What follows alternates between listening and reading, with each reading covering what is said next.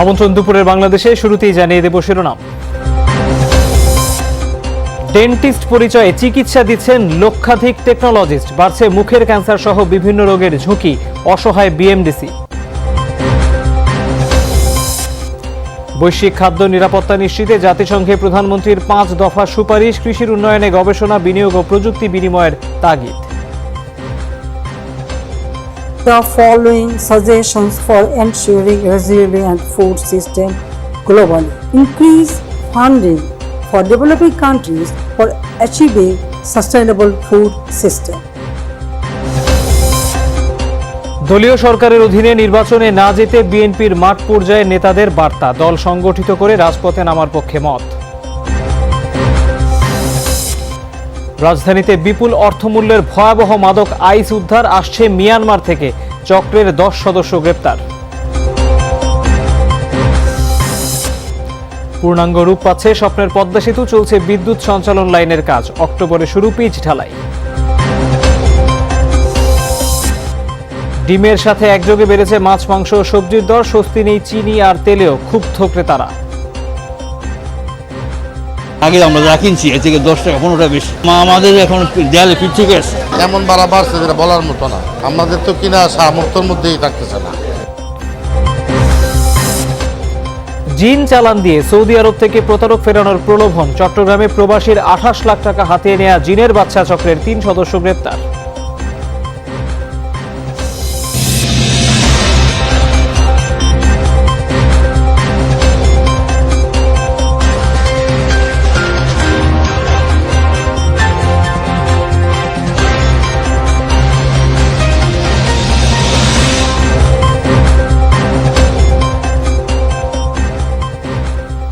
দেখছিলেন শিরোনামগুলো। এছাড়াও দেশ বিদেশের আরো খবর নিয়ে দুপুরের বাংলাদেশে আপনাদের সাথে আছি আমি তৌহিদ হোসেন। পুরো খবরে যাচ্ছি।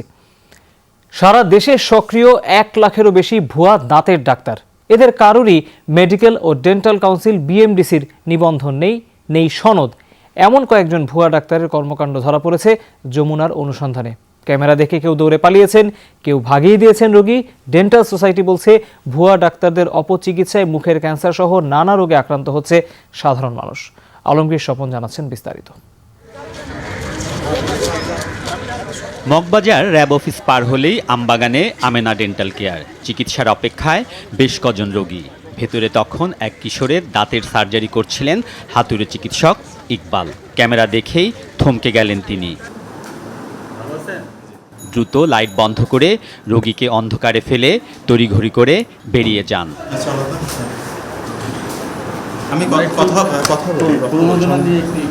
যদিও পরে আর কোনো কথা বলেননি, দৌড়ে পালিয়ে যান নিজেকে চিকিৎসক পরিচয় দেয়া এই টেকনোলজিস্ট। ইকবালের মতোই দাঁতের স্পর্শকাতর চিকিৎসা করেন মালিবাগের হেনা ডেন্টাল কেয়ারের কথিত ডাক্তার মনির। রীতিমতো অ্যালজিনেট ব্যবহার করে রোগীর দাঁতের মাপ নিচ্ছিলেন তিনি। ক্যামেরা দেখেই ভাগিয়ে দেন রোগীকে। ধরা পড়ে নিজেকে চিকিৎসক নয় টেকনোলজিস্ট হিসেবেই পরিচয় দেন। ডেন্টাল টেকনোলজি আমরা 1 বছর ধরে ডেন্টাল অ্যাসোসিয়েশনের একজন মেম্বার। একইভাবে টেকনোলজিস্ট হলেও মেরুল বাড্ডার এসএস ডেন্টালের মালিক সালাম দীর্ঘদিন চিকিৎসা দিচ্ছেন সার্জন হিসেবেই। আমার পেশেন্ট ছিল ডাক্তার আপনাদের সাংবাদিক বিলু স্যার ব্র্যান্ডের দোকান থেকে আবার ভুয়া সনদের দায়ে গ্রেফতার হলেও থেমে নেই পোস্তগোলার সালাউদ্দিন মজুমদারের চিকিৎসা কার্যক্রম। এক্ষেত্রে আগের চেয়ে কৌশলী সে। নিজের ক্লিনিকে সনদধারী চিকিৎসকের নামও ব্যবহার করছেন। সেই চিকিৎসক সপ্তাহে 1-2 দিন বসলেও বাকি সময় এখানে ভরসা সালাউদ্দিনই। আর এতে ক্ষতিগ্রস্ত হচ্ছেন রোগীরা। দুইটা বিষয় আছে, যদি সে মনে করে আমি দুইটা ফালাই দেবো তাহলে দুইটা ফালাইতে চান না, আর যদি না লাগে আমি ভাঙাটা ফালামো আর বাকিটা ঠিক করে দাঁত লাগামো। তিনি আমাকে চিকিৎসা করেন এবং ওষুধ লিখে দেন। সেগুলো খাওয়ার পরে আমার দাঁতের মাড়ি ফুলে যায় এবং মুখের ভিতরে ঘাও হয়ে যায়। খাওয়ার পর আমার যে সমস্যাটা হয়েছে, দাঁতের ব্যথা আর বুকের ব্যথা অতিরিক্ত বাইরে গেছিল। অভিযোগ নিম্নমানের উপকরণ ব্যবহার করেন এসব কথিত চিকিৎসকরা। আর বিএমডিসির নিবন্ধন ও চিকিৎসা সনদ না থাকায় তাদের ফিও কম। এতে কেবল সাধারণ মানুষ নয়, ভুক্তভোগী প্রকৃত চিকিৎসকরাও। সাধারণ জনগণ তো আসলে জানে না। এমন হয়েছে, একটা পেশেন্ট আমরা লাস্ট কিছুদিন আগে পেয়েছি, সে দাঁত উঠাতে গিয়ে দাঁতে এত ব্লিডিং হয়েছে সেটা আর বন্ধ হয়নি। হাতুড়েরা স্টেরিলাইজেশন বুঝে না, তাদের সায়েন্টিফিক নলেজ নাই, তাদের চিকিৎসা হাফ ডান, সংক্রমণগুলো ডেন্টাল চেম্বারগুলো থেকে বেশি ছড়ায়। জুতার ব্যবহৃত যে গাম আছে সেটি রোগীর মুখ গহ্বরে ব্যবহার করছে, যার কারণে নানান ধরনের মুখের যে ক্যান্সার আছে সে ক্যান্সারের সৃষ্টি হচ্ছে। ডেন্টাল সোসাইটি বলছে দেশে ভুয়া দাঁতের চিকিৎসক 1 লাখের বেশি। প্রশাসনের জানা থাকলেও বন্ধ হয়নি অপচিকিৎসা। স্বাস্থ্য প্রশাসনের অনাগ্রহ অথবা শৈথিল্যতা বা অন্য কোনো কারণে এই আইন বাস্তবায়নের যথাযথ উদ্যোগ না থাকায় এই হাতুড়ি প্র্যাকটিস গ্র্যাজুয়ালি বেড়েই চলেছে। প্রায় লক্ষেরও বেশি হাতুড়ে আমাদের দেশে এখন প্র্যাকটিস করছে। পুলিশ আছে, ম্যাজিস্ট্রেট আছে, এরা যদি একটু দায়িত্বশীল হয়ে বিভিন্ন জায়গায় ড্রাইভ দেয়, লাইফ নিয়ে আমাকে চিকিৎসা করার তো দেয় না, পারমিশন দেয় না। এদের দৌরাত্ম্য বন্ধে অনেকটা অসহায় বিএমডিসি। একে তো জনবল সংকট, পাশাপাশি তাদের নির্দেশনাও ঠিকমতো মানছে না সিভিল সার্জন ও প্রশাসন। তথ্যের ভিত্তিতে আমরা স্টেপস কী হইতে পারে সেটার জন্য আমরা আইন প্রয়োগকারী সংস্থাকে জানাচ্ছি। জানানোর পরের দায়িত্বটা কিন্তু তাদের উপর, অর্থাৎ আমরা কিন্তু গিয়ে একজন চিকিৎসকের চ্যালেঞ্জ করে তাকে আইনের আওতায় আমরা আনতে পারি না। এরই মধ্যে বিএমডিসির বৈঠকে সিভিল সার্জন, প্রশাসন ও পুলিশের সমন্বয়ে নতুনভাবে ভুয়া চিকিৎসকদের বিরুদ্ধে সমন্বিত অভিযানের সিদ্ধান্ত হয়েছে। আলমগীর স্বপন, যমুনা নিউজ, ঢাকা। বিশ্বব্যাপী খাদ্য নিরাপত্তা নিশ্চিতে জাতিসংঘে 5 দফা সুপারিশ পেশ করেছেন প্রধানমন্ত্রী শেখ হাসিনা। বৃহস্পতিবার ইউএন ফুড সিস্টেম সামিট 2021 সম্মেলনে এসব প্রস্তাব দেন তিনি। বলেন, পর্যাপ্ত খাবার পাওয়া সবার মৌলিক অধিকার। প্রধানমন্ত্রীর পরামর্শ, খাদ্যের অপচয় রোধ করতে হবে, গড়ে তুলতে হবে বৈশ্বিক জোট এবং অংশীদারিত্ব।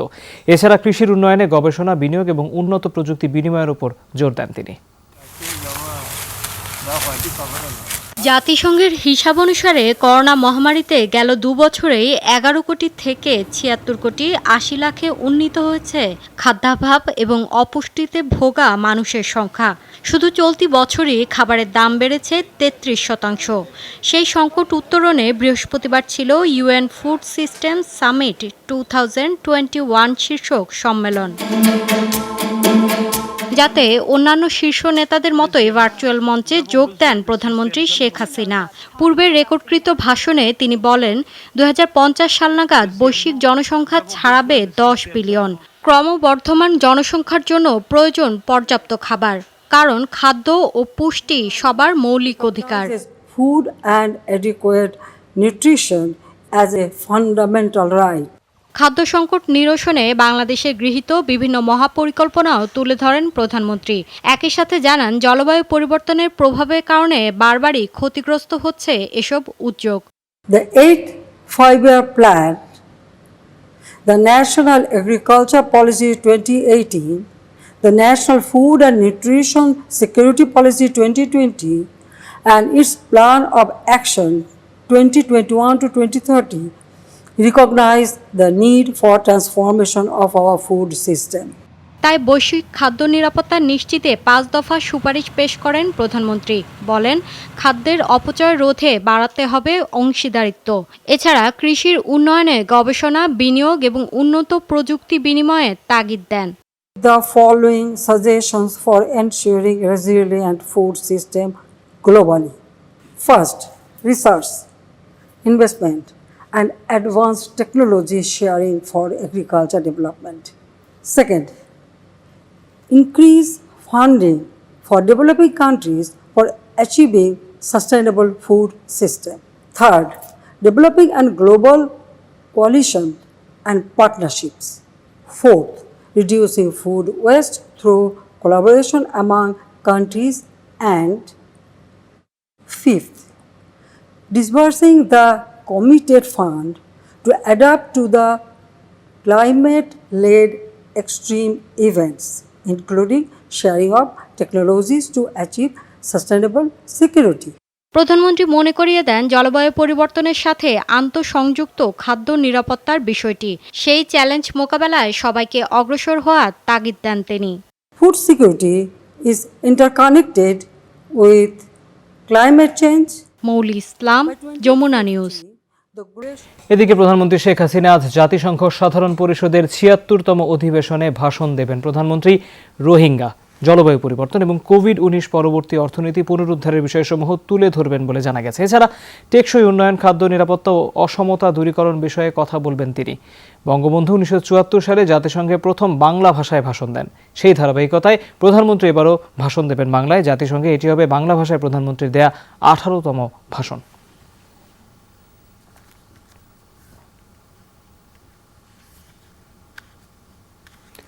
দলীয় সরকারের অধীনে নির্বাচনে যাওয়া উচিত হবে না বিএনপির। শীর্ষ নেতৃত্বের কাছে জোরালোভাবে এমন বার্তা দিয়েছেন তৃণমূলের নেতারা। এমনকি নিরপেক্ষ সরকার প্রতিষ্ঠায় এক দফা আন্দোলনের বিকল্প নেই বলে মনে করেন তারা।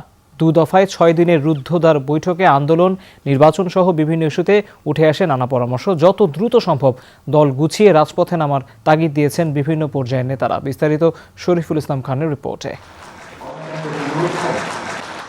2018 সালের 3 ফেব্রুয়ারি চেয়ারপারসন খালেদা জিয়ার সভাপতিত্বে বিএনপির সবশেষ নির্বাহী কমিটির বৈঠক বসে। এরপর নানা চড়াই উতরায়ে দলটির পথচলা। 3.5 বছর পর দলীয় কর্মপন্থা ঠিক করতে 14 সেপ্টেম্বর থেকে গুলশানে সিরিজ বৈঠক করে বিএনপি, যেখানে দলের বিভিন্ন পর্যায়ের নেতারা নির্বাচন, আন্দোলন আর খালেদা জিয়ার মুক্তির মতো গুরুত্বপূর্ণ ইস্যুতে নিজেদের মতামত জানান। রুদ্ধদ্বার এসব বৈঠকের একটিতে অংশ নিয়েছেন বিএনপির ভাইস চেয়ারম্যান অবসরপ্রাপ্ত মেজর হাফিজউদ্দিন আহমেদ। প্রশ্ন ছিল, মাঠের নেতারা কি বার্তা দিয়েছেন দলের শীর্ষ নেতৃত্বের কাছে? শতভাগ নেতা একটি ব্যাপারে একমত হয়েছেন যে আওয়ামী লীগ সরকারের অধীনে আর তারা কোনো নির্বাচনে যাবে না। এ ব্যাপারে আর কোনো ছাড় নেই এবং এটি আর পরিবর্তনযোগ্য নয়। সুতরাং তত্ত্বাবধায়ক সরকারকে আনার জন্যে বিএনপি নেতাকর্মীদেরকেই সর্বোচ্চ ত্যাগ স্বীকার করতে হবে। আমরা রাজপথে আমাদের শক্তি প্রদর্শন করব। আন্দোলনের বিকল্প নেই, এক দফার আন্দোলন এবং তাদেরকে ক্ষমতা থেকে হটিয়ে তত্ত্বাবধায়ক সরকার এর অধীনে এবং স্বাধীন নির্বাচন কমিশনের অধীনে যদি নির্বাচন হয়, সেই নির্বাচনেই আমরা অংশগ্রহণ করব। এটাই আমাদের মতামত। সাংগঠনিক কাঠামো শক্তিশালী করার পাশাপাশি কূটনৈতিক তৎপরতা বাড়ানোর কথা বলেছেন অনেক নেতা। দাবি উঠেছে ত্যাগী আর সাহসী নেতাদের মূল্যায়ন করার, সেই সাথে নিষ্ক্রিয়দের বিরুদ্ধে সাংগঠনিক ব্যবস্থা গ্রহণের।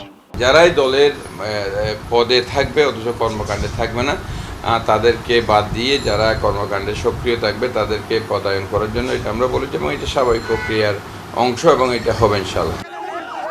চেয়ারপারসন খালেদা জিয়ার মুক্তি ইস্যুতে সরব ছিলেন মাঠের নেতারা। পরামর্শ দিয়েছেন সামনে জোট কিংবা ফ্রন্ট গঠনে আরও সতর্ক থাকতে হবে বিএনপিকে। 20 দলীয় জোট, এই সমস্ত ঐক্য জোট এগুলো চলবে না।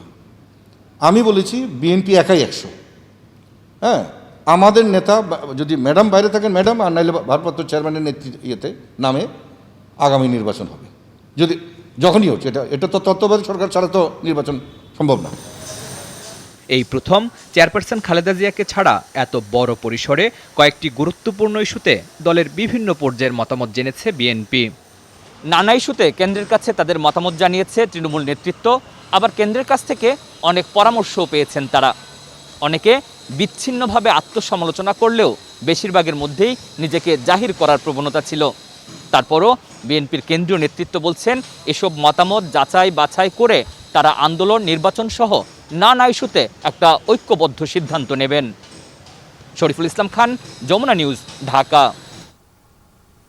আত্মীয় ও দলীয় লোকদের খুশি করতে ভাড়াভিত্তিক বিদ্যুৎ কেন্দ্র চালাতে বিশেষ আইনের মেয়াদ 5 বছর বাড়িয়েছে সরকার। এমন মন্তব্য করেছেন বিএনপির সিনিয়র যুগ্ম মহাসচিব রিজভী আহমেদ। সকালে দলের নয়াপল্টন এক দোয়া মাহফিলে তিনি এই মন্তব্য করেন। বলেন, এই সরকারের আমলে যে কয়টি খাতে চরম লুটপাট হয়েছে তার মধ্যে অন্যতম বিদ্যুৎ খাত। এখানে প্রশ্ন তোলার সুযোগ নেই। হাজার হাজার কোটি টাকা লুটপাট হলেও কারো বিরুদ্ধে ব্যবস্থা নেওয়া হয়নি। অভিযোগ করেন, খাবারের দাম হু হু করে বাড়ছে, সেদিকে নজর না দিয়ে সরকার সঞ্চয়পত্রে সুদ কমিয়ে দিয়েছে। আচরণে অভিভূত করেছে তাদের। রেন্টাল, কুইক রেন্টাল যে বিদ্যুৎ কেন্দ্র, সেই বিদ্যুৎ কেন্দ্রে নিজেদের লোক, দলের লোক, আত্মীয় স্বজন জনগণের টাকা যাতে লুটপাট করতে পারে সেই সুযোগ আরো বৃদ্ধি করে দেওয়া হলো 5 বছর। অর্থাৎ ওই বিশেষ আইনটি আবার এক্সটেন্ড করা হলো। বিএনপির সিরিজ বৈঠক সিরিজ ষড়যন্ত্রের অংশ বলে মন্তব্য করেছেন আওয়ামী লীগের সাধারণ সম্পাদক ওবায়দুল কাদের। সকালে চাঁপাইনবাবগঞ্জ পৌর আওয়ামী লীগের ত্রিবার্ষিক সম্মেলনে ভার্চুয়ালি যুক্ত হয়ে তিনি এই কথা বলেন। বিএনপি দেশের জন্য নয়, তারা লুটপাটের রাজনীতি করে, তাই তাদের হাতে দেশের গণতন্ত্র নিরাপদ নয়। ওবায়দুল কাদের আরও বলেন, জনগণ বিএনপি থেকে মুখ ফিরিয়ে নিয়েছে বলেই তারা নির্বাচনকে ভয় পায়। তার সাথে ছিলেন। শনিবার থেকে বিমানবন্দরের RT-PCR ল্যাবে পরীক্ষামূলক করোনা টেস্ট করতে পারবেন প্রবাসীরা, জানিয়েছেন প্রবাসী কল্যাণ মন্ত্রী ইমরান আহমেদ। এরপরই টিকিট বুকিং সহ আনুষঙ্গিক প্রক্রিয়া শেষ করে প্রবাসীরা বিদেশে যেতে পারবেন। সকালে শাহজালাল বিমানবন্দরে ল্যাব বসানোর কার্যক্রম পরিদর্শন শেষে তিনি কথা জানান। ল্যাব স্থাপন কিছুটা দেরিতে হলেও দ্রুত সংকট কেটে যাবে বলে তিনি আশা প্রকাশ করেন। বলেন, ল্যাব স্থাপনে কোনো গাফিলতি মেনে নেওয়া হবে না। শাহজালাল বিমানবন্দরে 6টি কোম্পানি ল্যাব স্থাপনে কাজ করছে। করোনা পরীক্ষার জন্য প্রবাসীদের খরচ হবে 1700 থেকে 2300 টাকা পর্যন্ত। বিমানবন্দর থেকে যাত্রা শুরুর 6 ঘন্টা আগে করোনা পরীক্ষা বাধ্যতামূলক করা হয়েছে কয়েকটি দেশে।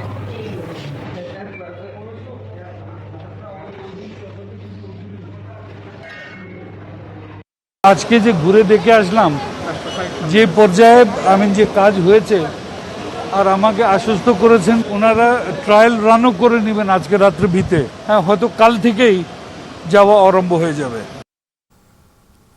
রাজধানীর বিভিন্ন এলাকায় অভিযান চালিয়ে কোটি টাকা মূল্যের ভয়ঙ্কর মাদক ক্রিস্টাল, মেথ, আইস ও ইয়াবা উদ্ধার করা হয়েছে। 22 সেপ্টেম্বর বিকাল থেকে রাজধানীর গুলশান, ভাটারা, কুড়িল ও রমনা এলাকায় অভিযান চালায় মাদকদ্রব্য নিয়ন্ত্রণ অধিদপ্তর। অভিযানে রমনা থেকে জাকারিয়া আহমেদ অমন, বারিধারা দূতাবাস এলাকা থেকে তারেক আহমেদ, কুড়িল বিশ্বরোড থেকে সাদ্দাম হোসেন ও শহীদুল ইসলাম এবং ভাটারা থেকে জসিম উদ্দিনকে ক্রিস্টাল মেথ, আইস ও ইয়াবা সহ আটক করা হয়।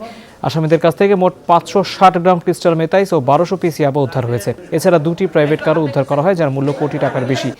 ব্রিফিংয়ে জানানো হয়, মাদক চোরাচালানের মূল রুটে যাওয়া সম্ভব হচ্ছে না, আবার যাদের ধরা হচ্ছে তারা গডফাদারদের নাম বলছে না। গত 22 তারিখ সন্ধ্যা থেকে অভিযান পরিচালনা করা হচ্ছে। ওই তথ্যের ভিত্তিতে পর্যায়ক্রমে আমরা 5 জনকে গ্রেপ্তার করেছি। এই ভয়ঙ্কর মাদক আপনারা জানেন, যেটা বললাম ক্রিস্টাল মেথ বা আইস মেথ সহ। এদেরকে জিজ্ঞাসাবাদ করে দেখেছি, এদের একে অপরের সাথে কোনো না কোনোভাবে সম্পর্ক রয়েছে। অভিজাত এলাকার বিদ্যুৎ, পানি, গ্যাস ও হোল্ডিং ট্যাক্স অবশ্যই বাড়ানো উচিত বলেছেন স্থানীয় সরকার মন্ত্রী তাজুল ইসলাম। ইঞ্জিনিয়ার্স ইনস্টিটিউশনে ঢাকার জলাবদ্ধতা নিরসন বিষয়ক সেমিনারে তিনি কথা বলেন। গুলশান ও যাত্রাবাড়ী এলাকার ট্যাক্স কখনোই এক হতে পারে না। এ সময় মন্ত্রী আরও বলেন, লাশ থাকুক আর না থাকুক, চন্দ্রিমা উদ্যানে কোনো কবর থাকতে পারে না। উত্তর সিটির বাসাবাড়িতে যারা রেইন ওয়াটার হারভেস্টিং ব্যবস্থা করবেন তাদের বিশেষ সুবিধা প্রদানের ঘোষণা দিয়েছেন মেয়র আতিকুল ইসলাম। ওখানে যদি 14 টাকা হয় যাত্রাবাড়িতে, তাহলে এখানে হতে হবে যে এটা 40 টাকা।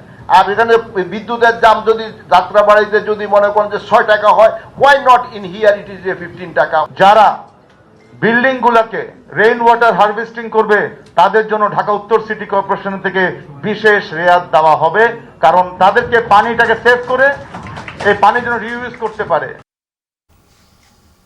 এগিয়ে চলেছে পদ্মা সেতুর শেষ পর্যায়ে নির্মাণ কাজ। বসানো হয়েছে রোড স্ল্যাব, এখন চলছে সেতুর লাইটিং আর প্যারাপেট ওয়াল ও বিদ্যুৎ সঞ্চালন লাইন স্থাপন। প্রকল্প পরিচালক জানান, অক্টোবর থেকে সড়কে শুরু হবে পিচ ঢালাই। স্বপ্নের পদ্মা সেতু এখন স্বপ্ন পূরণের পথে। দিন যত যাচ্ছে সেতুর অবকাঠামো ততই পূর্ণাঙ্গ হচ্ছে। দিন রাত তুমুল ব্যস্ততা শ্রমিকদের।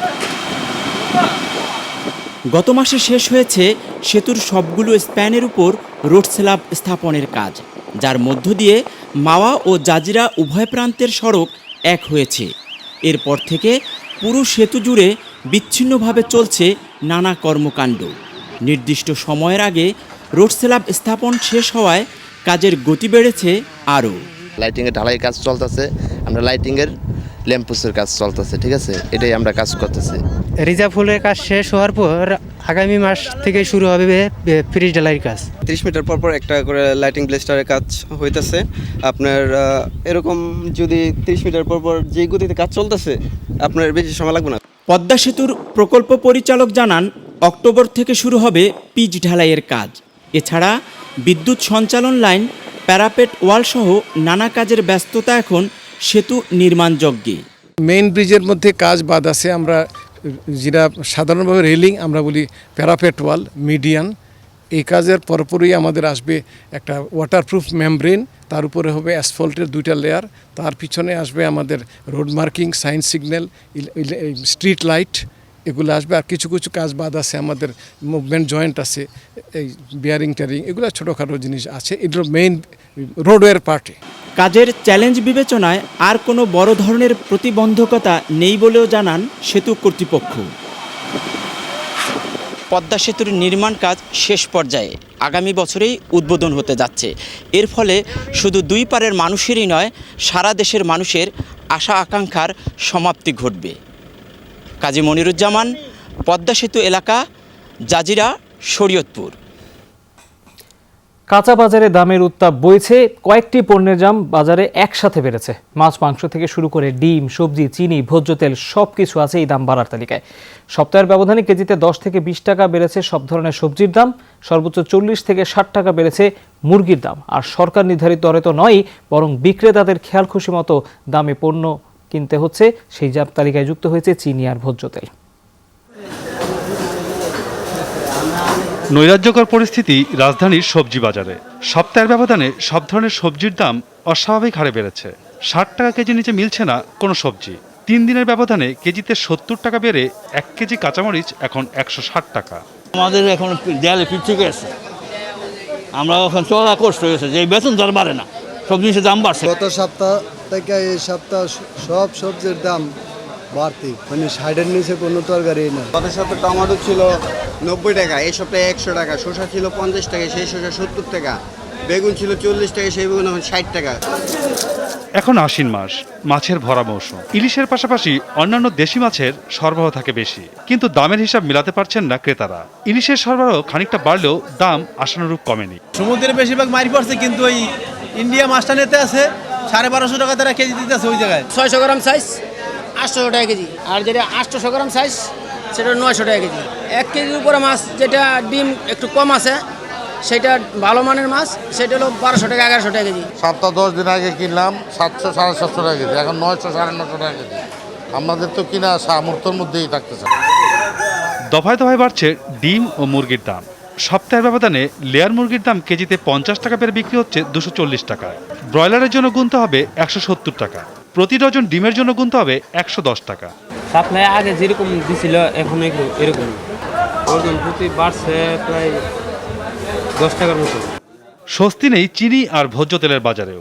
1 কেজি চিনির জন্য দিতে হবে 85 টাকা, আর 1 লিটার সয়াবিন তেলের জন্য গুনতে হবে 158 টাকা। সরকারের টাইম দেওয়ার পরে আগে যা চিনি পাইতাম 81 টাকা কিনতাম, 84 টাকা বেচতাম। এখন চিনি পাই না, টাকা তো চিনি পাইতেছি না। কোম্পানির কাছে বলতেছে সরকারের রেট দিয়েছে, এই রেটে তারা চিনি বেচতে পারে না। তেলের বাজার তো দাম বাড়ছে, তো তার কমতেছে না। কি কারণে কমে না একমাত্র তারাই জানে। এখন 1 লিটার গায়ের রেট হচ্ছে 158 টাকা। মোটা ও মাঝারি মানের চালের দাম কেজিতে 2 থেকে 3 টাকা কমেছে।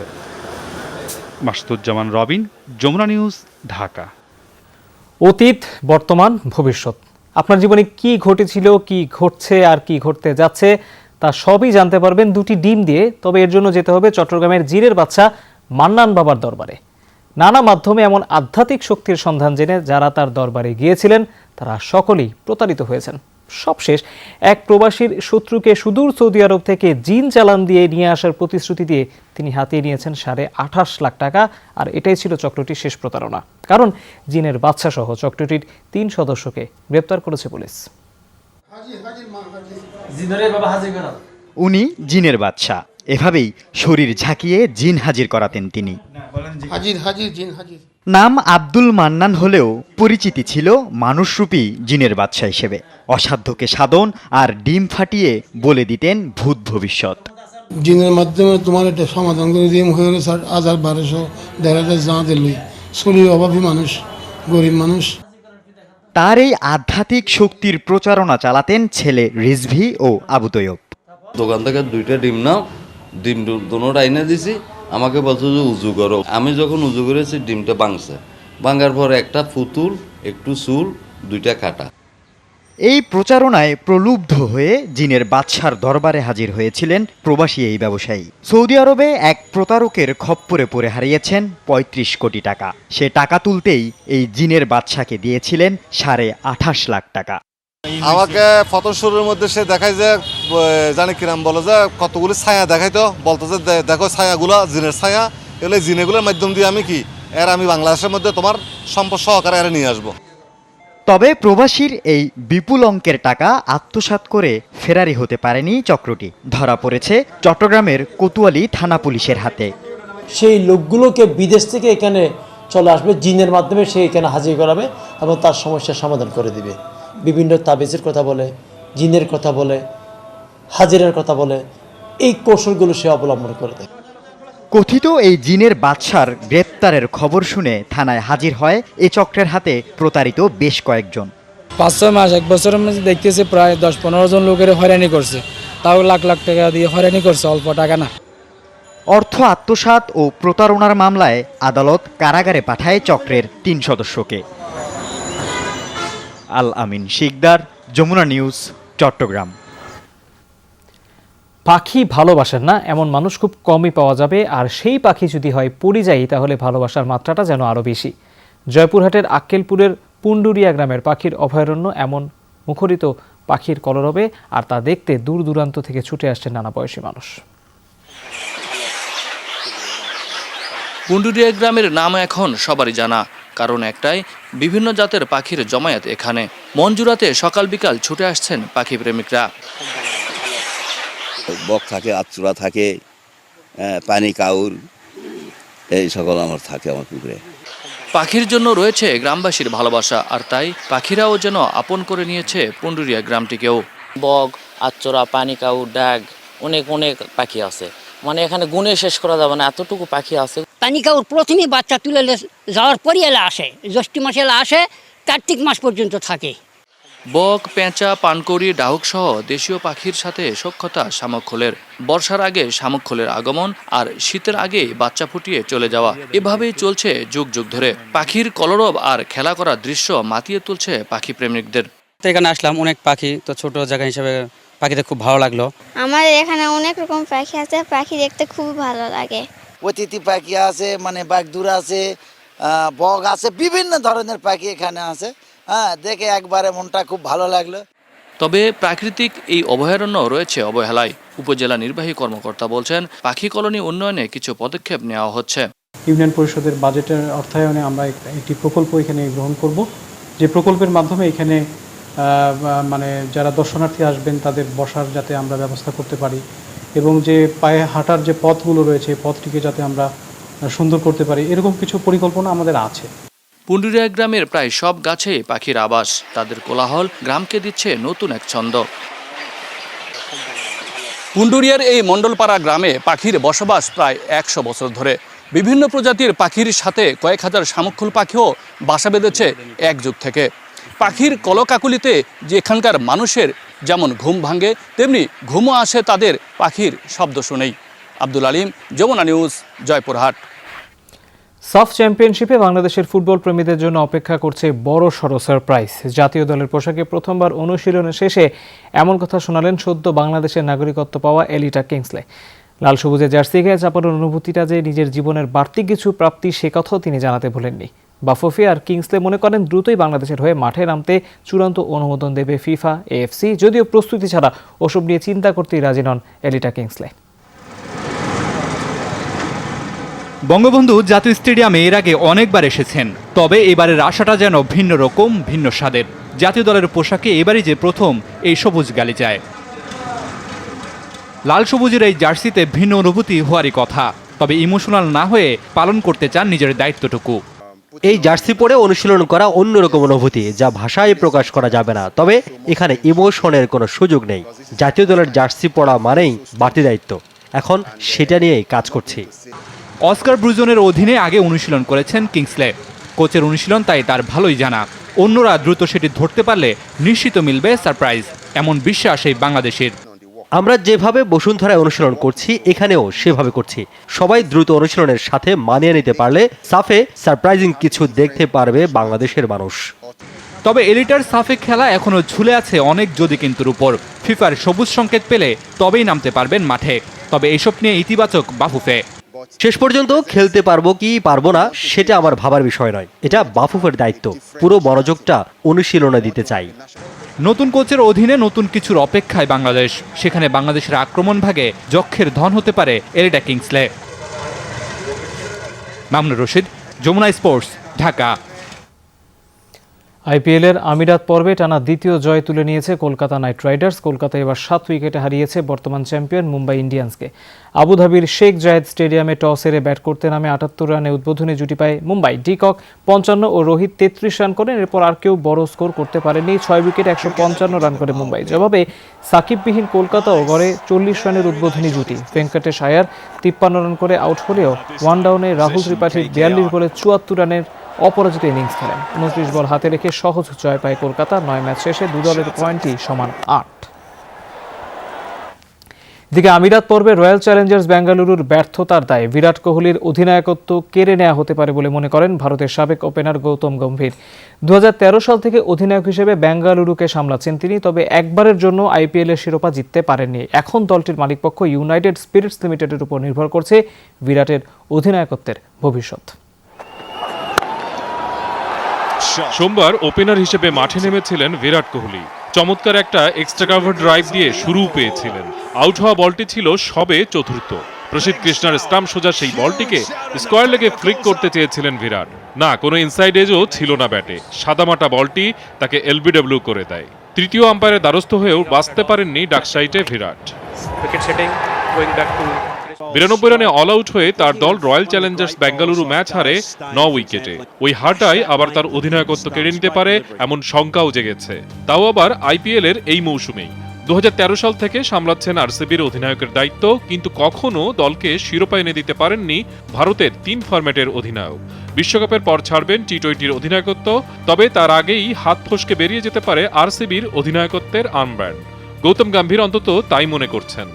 কলকাতার বিপক্ষে বিরাট এবং তার দল ছিল একেবারে হতশ্রী। এর অর্থ দলকে ও অনুপ্রাণিত করতে পারছে না। মনে হচ্ছে এই মৌসুমের মাঝেই হয়তো ওকে ওর পদ থেকে সরিয়ে দেয়া হবে।